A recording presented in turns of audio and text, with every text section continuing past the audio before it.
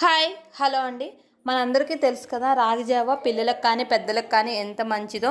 So అలాంటి రాగి జావని ఎప్పుడూ ఒకేలా కాకుండా ఒకసారి నా స్టైల్లో చేసి చూడండి, చాలా బాగుంటుంది. అలాగే ఇష్టం లేదు తినమని పిల్లలు కూడా చాలా బాగా తింటారనమాట. ముందుగా నేనైతే ఇక్కడ ఒక 4 టేబుల్ స్పూన్స్ రాగి పిండి అయితే తీసుకున్నాను. నెక్స్ట్ అయితే నేను 2 కప్స్ వాటర్ వేస్తాను, 2 గ్లాసెస్ అనమాట.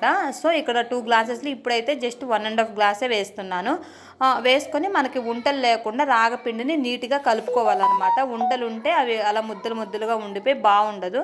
అందుకని ఉంటలు లేకుండా నీట్గా కలిపేసుకోండి. ఇక ఆ తర్వాత బెల్లం 1/2 కప్పు బెల్లం అయితే వేసుకుని నేను ఇక్కడ కొంచెం కొంచెం ఎక్కువే వేసుకుంటున్నా అనమాట. అంటే పిల్లలు తింటారనేసి కొంచెం ఎక్కువ వేసుకుంటున్నా. నెక్స్ట్ కొంచెం యాలకుల పొడి కూడా వేశాను.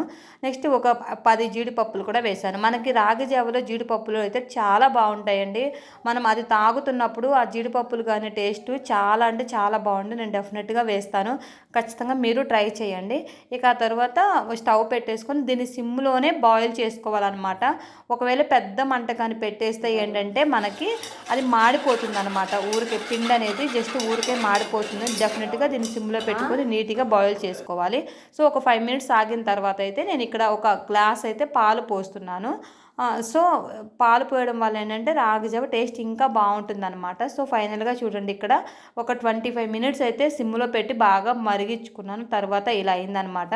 సో ఇంకంతే, దించేసుకొని సర్వ్ చేసేసుకోండి. చాలా టేస్ట్గా ఉంటుంది. డెఫినెట్గా ట్రై చేయండి. సో వీడియో నచ్చితే లైక్ చేసుకోండి. Bye, thank you, please subscribe.